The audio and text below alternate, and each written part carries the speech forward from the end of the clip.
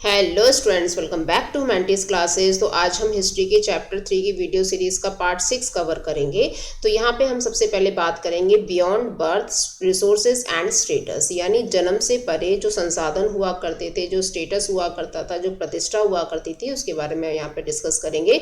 तो जैसा कि हमने सेकेंड चैप्टर में देखा था कि किस तरीके से जो लैंडलेस एग्रीकल्चरल लेबर्स होते हैं ना, वो इंट्रोड्यूस होते हैं भारत के अंदर।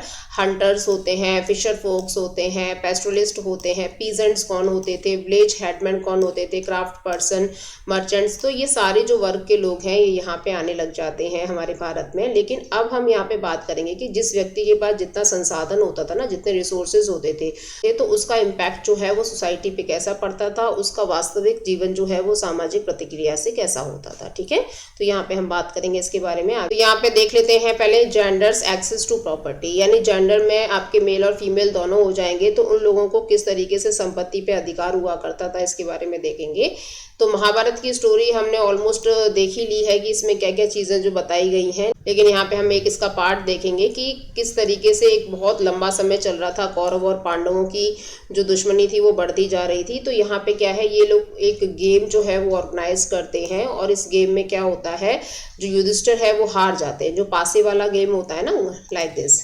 ठीक है, यहाँ पे देखिए, ये जो है ये पासे वाला गेम है। यहाँ पे ये क्या है, पांडव बैठे हुए हैं, यहाँ पे ये कौरव बैठे हुए हैं, और यहाँ पे ये गेम खेला जा रहा है। तो इस तरीके के गेम में क्या होते हैं, ये लोग हार जाते हैं। हारने के बाद युधिष्ठिर जो है वो अपना सब कुछ गवा बैठता है। ठीक है, अपना सारा गोल्ड, जो भी उसके पास संपत्ति होती है, जो भी उसके पास हाथी होते हैं, उसकी आर्मी में चैरियट होते हैं, स्लेव्स होते हैं, आर्मी होते हैं, ट्रेजरी जो खजाना है, किंगडम, पूरा एम्पायर, वो क्या है, हार जाता है। और यहाँ पे अपने भाइयों को भी हार जाता है, और फाइनली वो अपने आप को भी हार जाता है। ठीक है, लेकिन इन सब के बावजूद जो है वो लास्ट में द्रौपदी को भी दांव पे लगा देता है, और द्रौपदी को भी हार जाता है। ओके, तो यहाँ पे क्या है, ये हम लोगों ने वैसे देखा ही होगा सीरियल्स वगैरह में, महाभारत जो है काफ़ी बच्चों ने देखी ही होगी। ठीक है, तो आगे देखते हैं। यहाँ पे जो हमारे ब्राह्मण्स हैं, जिन्होंने क्या है, धर्मसूत्र और धर्मशास्त्र जो लिखे गए हैं, और मनुस्मृति जो लिखी गई है, तो इसके अंदर जो डिवीजन दिया गया है कि किस तरीके से जो आपको संपत्ति प्राप्त करने का अधिकार है। तो यहाँ पे हम बात करेंगे कि मनुस्मृति में क्या बताया गया है कि पैटर्नल स्टेट, यानी आपकी जो पैतृक जायदाद होती है ना, तो उसमें क्या है, सारे जो लड़के होते हैं ना, उन्हीं का ही हक हुआ करता था। यानी अगर किसी व्यक्ति के पास क्या है, 3-4 पुत्र है, ठीक है, तो उसके बाद जो सबसे बड़ा बेटा होगा उसको थोड़ा सा स्पेशल शेयर दिया जाएगा प्रॉपर्टी में, यानी पिता की मृत्यु के बाद। उसके बाद यहाँ पे जो सबसे पहले उसका बेटा होगा उसको थोड़ी सी प्रॉपर्टी ज़्यादा मिलेगी, बाकी की जो बच्चे हैं उनको नॉर्मल शेयर दिया जाएगा, यानी नॉर्मल सबको, जितने भी होंगे उन सबको नॉर्मल दिया जाएगा। और यहाँ पे क्या है, जो लड़कियाँ, जो पुत्रियाँ हुआ करती थी, उनका कोई रोल नहीं होता था इन रिसोर्सेज को प्राप्त करने का। ओके, लेकिन यहाँ पे एक चीज़ बता रहे हैं कि विमेंस को सिर्फ और सिर्फ क्या मिलता था, स्त्री धन। यहाँ पे स्त्री धन जो है वो क्या बताया गया है कि जो विवाह के समय पे जो लड़कियों को जो भी उपहार दिए जाते थे, चाहे ज़्यादा दी जाए, चाहे पैसा दिया जाए, कुछ भी दिया जाए, तो वही चीज़ों पर इसका हक हुआ करता था। चाहे वो जो आपका पैसा है वो आपके माता पिता, आपके भाई बहन के द्वारा दिया जा रहा है ना, या कन्यादान के द्वारा दिया जा रहा है, या आपके जो भी चहेते हैं उनके द्वारा दिया जा रहा है, या शादी के बाद आपके ससुराल में भी आपको जो गिफ्ट और पैसे जो प्राप्त हो रहे हैं, तो उन्हीं पर ही आपका मालिकाना हक हुआ करता था। इसको स्त्रीधन बोला जाता था। जैसे आज की डेट में हम क्या है ना, गोल्ड वगैरह जो ज्वेलरीज होती हैं वो लेडीज का स्त्रीधन होता है। ओके, और इस पे क्या है, सिर्फ उसके बच्चों का अधिकार होता था, हस्बैंड का नहीं होता था। यानी जो भी स्त्रीधन उस औरत को प्राप्त होगा, तो उसमें जो भी उसके बच्चे होंगे, चाहे वो बेटी हो या बेटा हो, तो उनका समान अधिकार होगा। लेकिन हस्बैंड का इस पे कोई अधिकार नहीं होता था, वो कोई क्लेम नहीं कर सकता था उसके स्त्रीधन पर। ठीक है, और यहाँ पे मनुस्मृति में एक चीज़ और वार्न की गई है लेडीज़ को कि विमेन जो है वो कोई भी धन को एक तरीके से होर्डिंग नहीं कर सकती थी, जमा नहीं कर सकती, छुपा नहीं सकती थी, कहीं गाड़ नहीं सकती थी। तो इस तरीके से क्या है ना, वो प्रॉपर्टी को मतलब एक तरीके से होर्ड में नहीं रख सकती थी। होर्डिंग्स तो जैसे हमने फर्स्ट चैप्टर में पढ़ा था कि कोई भी जो प्रीशियस थिंग्स होती है उसको हम एक तरीके से अपना स्टोरेज करके रखते हैं, तो वो औरतें नहीं कर सकती थी। चाहे वो उसका स्त्री धन हो, चाहे उसके पति के द्वारा मिली हुआ कोई धन हो, या बच्चों के द्वारा मिला हुआ कोई धन हो, तो मतलब वो उसको एक तरीके से अर्जित तो कर लेंगी, लेकिन उसको कहीं पे भी छुपा नहीं सकती थी, धनाढ्य नहीं कर सकती थी। ठीक है, और यहाँ पे क्या है, हस्बैंड की परमिशन के बिना तो बिल्कुल भी नहीं। आगे हम देखेंगे यहाँ पे औरतों के बीच में, जैसे वकाटका क्वीन जो थी ना, प्रभावती गुप्ता, तो ये क्या है, एक रानी थी और इन्होंने क्या है अपने पास संपत्ति भी रखी थी, है ना, धन को अर्जित भी किया था, धन को होल्ड भी किया था, लैंड भी ली थी, लैंड एक्सेस भी की थी, ग्रांट भी की थी, सब कुछ इन्होंने किया था। ठीक है, तो इनके एग्जाम्पल हमने कई बार पढ़ चुके हैं। तो जैसे कि अपर क्लास की जो वुमेन हुआ करती थी उनको कुछ एक्सेस था रिसोर्सेज रखने का, लेकिन यहाँ पे क्या है, मेनली जो रिसोर्सेज है जैसे लैंड है, कैटल है, मनी है, ये सब तो मैन के द्वारा ही कंट्रोल की जाएगी, लेकिन कुछ संपत्ति जो है ये हाईएस्ट स्टेटस की जो लेडीज हुआ करती थी वो उनको रख सकती थी और वो अपने एक्सेस कर सकती थी अपने रिसोर्सेज को। तो यहाँ पे ये डिफरेंस बताया जा रहा है कि जो नॉर्मल वुमेन थी ना उसको कोई अधिकार नहीं था, लेकिन अगर आप रानी हो, आप बहुत ऊंची सोसाइटी से बिलोंग करती हो, है ना, आपके पास सब कुछ है, तो आप कुछ चीज़ें अपने पास रख सकती हो, लैंड रख सकती हो, मनी रख सकती हो। ठीक है, तो यहाँ अब हम देखेंगे सोर्स नंबर 11, द्रौपदी जी के यहाँ पे कुछ क्वेश्चंस हैं, उसके बारे में बात कर लेते हैं। तो ऐसा माना जाता है कि द्रौपदी ने युधिष्ठिर से कुछ प्रश्न पूछे थे जब वो दाव में सब कुछ हार गया था ना, सारी चीज़ें वो हार गया था, अपने सारे रिसोर्सेज हैं, अपने भाइयों को भी हार गया था, अपने आप को भी हार गया था और फिर द्रौपदी को भी हार गया था। तब द्रौपदी ने उससे क्वेश्चन पूछा था। पहला क्वेश्चन क्या था, लेकिन वो किंग है और किंग में वो हार गया है। ठीक है, मतलब किंग रहते हुए वो हारा है, किसी का दास नहीं बना है, किसी का गुलाम नहीं बना है। ठीक है ना, तो वहाँ पे वो अपनी वाइफ को हार जाता है, ये कोई अनुचित नहीं है। लेकिन अगर सेकंड में क्या है कि तुम किसी के दास बन गए हो, है ना, तुम किसी के अधीन हो गए हो, उसके बाद तुम अपनी वाइफ को हार रहे हो, तो यहाँ पे तुम्हारा कोई हक नहीं बनता है कि तुम मुझे मतलब दाव पे लगाओ। ठीक है, तो द्रौपदी जो है वो बोल रही है कि अगर तुम राजा रहते हुए हारते ना तो मुझे इतना दुख नहीं होता, लेकिन तुम उसके अधीन होके, उसके गुलाम होके, उसके दास होने के बाद तुम मुझे दाव पे लगा रहे हो, तो इसका तुम्हें कोई हक नहीं है। ठीक है, तो यहाँ पे इस तरीके से ये क्वेश्चन पूछ रही है। और तो यहाँ पे जो ये मुद्दा है ये अभी तक सॉल्व नहीं हो पाया है और फाइनली क्या होता है, जो धृतराष्ट्र होते हैं ना वो सभी पांडवों को, द्रौपदी को, उनका जो निजी उनकी जो पर्सनल फ्रीडम है उसको वापस लौटा देते हैं। ठीक है, तो यहाँ पे ये क्वेश्चन इंगित कर रहा है कि क्या जो औरतें होती हैं तो वो अपने हस्बैंड की क्या प्रॉपर्टी होती हैं, तो हस्बैंड जो है उसको कभी भी दाव पे लगा सकते हैं इस तरीके से। ठीक है, आगे बढ़ते।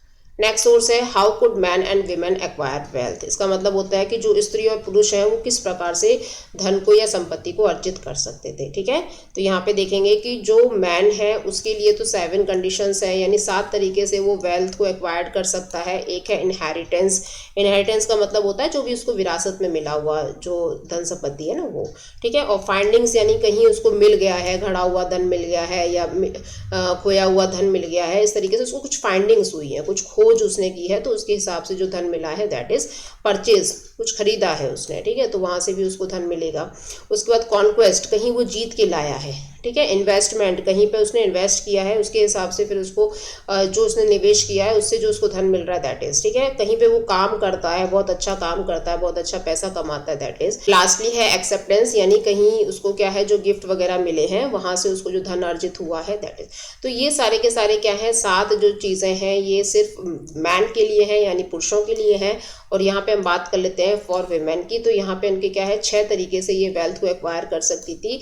इनका जो सारा वेल्थ एक्वायर्ड का सिस्टम है ना, ये सब कुछ क्या है लोगों के द्वारा दिया हुआ होता था। ये खुद नहीं कहीं से ले सकती थी, लेकिन जो लोग इनको दे रहे हैं वहाँ से ये अपना धन को अर्जित करती थी। जैसे फॉर एग्जाम्पल अगर हम देखें कि शादी के वक्त सबसे मेन तो इनके जीवन में शादी ही होती थी, क्योंकि इनके इधर से ही इनको क्या है थोड़ा बहुत जो स्त्री धन है, जो संपत्ति है, जायदाद है, ये सब इनको मिलना शुरू होता था। और उसके बाद फिर नेक्स्ट है आपका, आप ब्राइड बने हो तो आपको सब लोग गिफ्ट करेंगे ही करेंगे। ठीक है, कन्यादान भी देंगे, तो उधर से आपको जो धन मिलेगा, आपके भाई बहनों, आपके भाई, आपके मदर और फादर के द्वारा जो आपको गिफ्ट दिए जा रहे हैं वो उस पर आपका अधिकार है।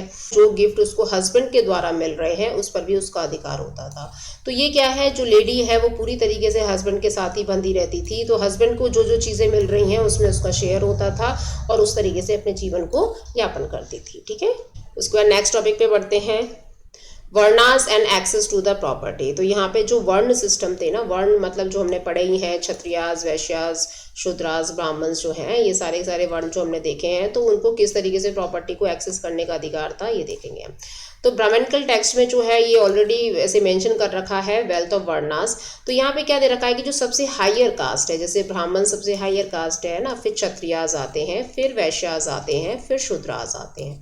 तो अगर आप देखो तो ये सबसे ज़्यादा ऊपर है, टॉप मोस्ट है ये दोनों, है ना। तो इनके पास तो बहुत ज़्यादा वेल्थ होनी चाहिए इसका मतलब, क्योंकि जो शूद्रास हैं वो क्या है, वो तो भाई इन तीनों को सर्विस देने वाला व्यक्ति है ना। लेकिन ये जो है आपके ब्राह्मण्स हैं, क्षत्रियास हैं, तो इन लोगों का तो जो हाईएस्ट स्टैंडर्ड है उसके हिसाब से ये बहुत ज़्यादा प्रॉस्पेरस होने चाहिए। तो यहाँ पे यही चीज़ बता रहा है। तो यहाँ पे हम देखेंगे कि जो शूद्रास हैं उनका जो जीवन हुआ करता था, उनका जो काम हुआ करता था, तो वो उसमें क्या है, हमेशा उनकी मर्जी शामिल रहे कि भाई हमेशा मैं लोगों को सर्विस ही दूंगा, है ना, मैं लोगों का कूड़ा करकट ही उठाऊंगा। तो इस तरीके से उनकी मर्जी उसमें शामिल नहीं हुआ करती थी। लेकिन जैसे कि शास्त्रों के हिसाब से दे रखा है कि जो व्यक्ति जिस भी जाति में है, जिस भी वर्ण में जन्म लेता है ना, तो उसका जो जन्म है, उसका जो भाग्य यहीं पे निर्धारित हो जाता है कि इसने किस कुल में, किस जाति में, किस वर्ण में जन्म लिया है, तो वो व्यक्ति जो है वो वही काम करेगा। आगे हम देखेंगे कि जो ऑक्यूपेशन के हिसाब से जो मैन है और उसके जो 3 वर्णास हैं, वैसे ऑक्यूपेशन जो काम वो कर रहे हैं उसके हिसाब से भी उसका जो वर्ण है वो निर्धारित किया जाता था, ये हमने देख ही लिया है। लेकिन अगर ऐसा है कि जो ब्राह्मण्स और क्षत्रियास हैं ये टॉप मोस्ट पे हैं, तो ये तो कभी गरीब होने ही नहीं चाहिए, ये तो हमेशा वेल्थिएस्ट होने चाहिए। लेकिन हमें कुछ ऐसे एविडेंसेस मिले हैं जहाँ पे क्या बताया गया है कि जो आपके ब्राह्मण्स हैं वो पुअर है। जैसे आपने भी कुछ कथाएं या कुछ कहानियां सुनी होंगी कि एक गरीब ब्राह्मण था, है ना, इस तरीके से, मतलब कहानियों की स्टार्टिंग ही इस तरीके से हुआ करती थी। तो ये कुछ एग्जाम्पल्स बता रखे हैं। तो ऐसा क्यों हो गया, यानी उसके पास क्या है, पैसा नहीं है, तो इसलिए वो गरीब हो गया है। तो जैसे कि शूद्र हैं, अगर शूद्र के पास क्या है, पैसा है, पावर है ना, वो राजा है, उसके पास सारे रिसोर्सेस हैं, तो वो अपने भाग्य को बदल सकता है इस तरीके से। लेकिन अगर कोई ब्राह्मण भी है ना, उसका जो वर्ण है सबसे ऊपर है पर उसके पास पैसा, पावर कुछ भी नहीं है, तो वो क्या है, एक तरीके से गरीब ही रह जाएगा। ठीक है, तो यहाँ पे आपके काम के हिसाब से जो है आपके वर्णास डिफाइंड किए जा रहे हैं। और यहाँ पे आगे हमें कुछ एविडेंसेस देखने को मिलते हैं कि जो कुछ लोग ऐसे भी थे जो इन सब चीज़ों के अगेंस्ट थे। तो वो जैसे क्या है, हम देख सकते हैं बुद्धिज्म को। तो बुद्धिज्म ने कुछ आलोचनाएं की हैं इसके बारे में। बुद्धिज्म जो धर्म है ये 6th सेंचुरी BC के आसपास हमें देखने को मिलेगा, जो हम गौतम बुद्धा के बारे में पढ़ेंगे। तो यहाँ पे ये बताया है कि जो ये भेदभाव है, जो आपके ब्राह्मण्स हैं, क्षत्रियास हैं ना, इस तरीके से भेदभाव जो दिया गया है ये नेचुरल नहीं है और ना ही परमानेंट है ना, ना ही नेचुरल है ना ही परमानेंट है। ये सब चीज़ें जो हैं ये हम लोगों ने ही सेट की हैं और उसके हिसाब से हम जो उन चीज़ों को चला रहे हैं। लेकिन बुद्धा ने क्या बोला है, गौतम बुद्धा ने यही बोला है कि ये सारी चीज़ें जो हैं ये सब टेम्पररी हैं, कुछ भी नहीं है ये सब कुछ। ठीक है, तो इन्होंने क्या है, इसको रिजेक्ट किया है, इनके आइडियाज़ को, किसके, ब्राह्मण्स के आइडियाज़ को रिजेक्ट किया है इन्होंने। और क्लेम किया है कि कोई भी जो व्यक्ति है वो अपना जो स्टैंडर्ड है, वो अपना जो स्टेटस है वो बर्थ के साथ लेके नहीं आता है। ठीक है, अगर कोई व्यक्ति शूद्र भी है लेकिन शूद्र होने के बाद भी अगर उसके पास अच्छी खासी धन संपत्ति अर्जित हो जाती है, वो पैसे वाला बन जाता है, तो वो एक तरीके से राजा का भी रोल प्ले कर सकता है, राजा बन सकता है वो। ठीक है, तो यहाँ पे बताया गया कि आपके पास जितने रिसोर्सेस हैं उसके हिसाब से आप अपने भाग्य को बदल सकते हो। आगे हम देखेंगे सोर्स नंबर 13। तो यहाँ पे बता रखा है द वेल्दी शूद्रा, यानी एक बहुत ही पैसे वाला वेल्दी जो शूद्र है। यानी शूद्रास क्या है, सबसे लोवेस्ट कैटेगरी में हुआ करते थे, है ना, जो तीनों लोगों को सर्विस दे देते हैं, इनको कोई अधिकार नहीं होता था, है ना, कि राजा बनने का और संस्कृत पढ़ने का और मतलब इस तरीके से। तो यहाँ पे ये कैसे वेल्थ को एक्वायर करते हैं, तो एक वेल्दी शूद्रा जो है उसकी क्या पोजीशन हुआ करती थी। तो यहाँ पे हम ये जो स्टोरी है ये देखेंगे, ये बुद्धिस्ट टेक्स्ट में मेंशन की गई है, पाली लैंग्वेज में। बुद्धिस्ट टेक्स्ट जो है मोस्टली पाली लैंग्वेज में ही लिखे गए हैं। तो इसमें एक स्टोरी का नाम है मंचिमा निकाया। ठीक है, इसका नाम क्या है, मंचिमा निकाया। तो यहाँ पे बताया गया है कि एक राजा है जिनका नाम है अवंती पुत्र, और एक डिसाइपल है जो कौन है, ये बुद्धिस्ट धर्म के डिसाइपल हैं, बुद्धा के डिसाइपल हैं। ठीक है, उनका नाम है कंचना। ठीक है, तो यहाँ पे क्या इन दोनों की कॉन्वर्जेशन हो रही हो। तो यहाँ पे क्या है, जो अवंती पुत्र हैं वो कंचना से पूछ रहे हैं कि आपकी क्या राय है ब्राह्मण्स के मत के बारे में, यानी ब्राह्मण्स की जो सोच है ना वर्णास के लिए, तो आपकी क्या राय है। ठीक है, तो यहाँ पे जो ब्राह्मण के जो वर्ण हैं वो एक तरीके से क्या है ना, सुपीरियर हैं। वो अपनी कास्ट को क्या बताते हैं, पूरी तरीके से हाई बताते हैं, और दूसरी कास्ट को क्या समझते हैं, लो समझते हैं। ठीक है, और ब्राह्मण्स ने अपनी कास्ट को तो फेयर बताया है और दूसरे की कास्ट को क्या बताया है, डार्क बताया। ब्राह्मण्स अपने आप को प्योर मानते हैं, ये अपने आप को सैक्रेड मानते हैं, क्योंकि वो वेदास अपने मंत्र उच्चारण वगैरह करते थे और बाकी के लोगों को उनकी कोई वैल्यू नहीं हुआ करती थी उनकी नज़रों में। तो ऐसे करके मतलब ये लोग बातें कर रहे हैं दोनों कि जो अवंती पुत्र है ये पूछ रहे हैं कि कंचना से कि आपको क्या लगता है कि जो ये ब्राह्मण्स इस तरीके से प्रैक्टिसेस किया करते थे ये सही थी क्या। तो यहाँ पे हम बात करेंगे कि इन्होंने बोला है, अवंतीपुत्र बोल रहे हैं कि ब्राह्मण्स ना अपने आप को ब्रह्मा के बच्चे मानते हैं, ब्रह्मा के सन मानते हैं, कि भाई हम जो है वो ब्रह्मा के मुख से पैदा हुए हैं और एक तरीके से क्या है कि हम ही ब्रह्मा के वंशज हैं, ऐसे करके वो बोल रहे हैं। तो यहाँ पे कंचना जो है ये रिप्लाई करते हैं कि अगर एक शूद्र है, ठीक है, और वो क्या है दूसरे शूद्र से काम करवा रहा है, यानी अगर एक शूद्र है तो ये राजा है ना, और इसका जो काम कर रहा है वो व्यक्ति भी शूद्र है। तो कहने का मतलब क्या है कि ये राजा है, इसीलिए इसके पास क्या है, पावर है, पोजीशन है, पैसा है, तो ये क्या है एक तरीके से राजा की तरह ट्रीट किया जाएगा। और ये जो व्यक्ति है इसके पास कुछ नहीं है, लेकिन दोनों की जो जाति है वो सेम है। तो यानी हम कह सकते हैं कि इन दोनों का जो बर्थ है वो दोनों का सेम जात में हुआ है, सेम वर्णाश्रम में हुआ है, ठीक है, लेकिन यहाँ पे जो दोनों की ऑक्यूपेशन है दैट इज डिफरेंट, ठीक है। तो इसमें ये बता रहे हैं कि अगर आपके पास वेल्थ है तो आप कुछ भी कर सकते हो। उसके बाद अगर कोई क्षत्रिय है, अगर कोई ब्राह्मण है, अगर कोई वैश्य है, तो उसके काम के हिसाब से क्या है वो अपने भाग्य को बदल सकता है, अपने जीवन को बदल सकता है। तो यहाँ पे जो अवंतीपुत्र हैं ये रिप्लाई कर रहे हैं कि अगर किसी शूद्र के पास सोना है, चांदी है ना, पैसा है, वेल्थ है बहुत ज़्यादा, तो वो किसी भी शूद्र को या किसी भी ब्राह्मण को या किसी भी क्षत्रिय को अपना सर्वेंट बना सकता है। तो कहने का मतलब है कि यहाँ पे सारा खेल जो है ना वो वेल्थ का है, ठीक है। और यहाँ पे जो आपके ब्राह्मण्स हैं, जो वैश्यास हैं, ये भी एक तरीके से सर्वेंट का काम कर सकते हैं अगर उनके पास क्या वेल्थ नहीं है तो, ठीक है। तो यहाँ पे जो कंचना है वो बोल रहे हैं कि अगर व्यक्ति जो है हर तरीके का काम कर रहा है तो उसको अलग अलग वर्णाश्रम में हम कैसे डिवाइड कर सकते हैं, जैसे ब्राह्मण्स ने कर दिया है, ठीक है।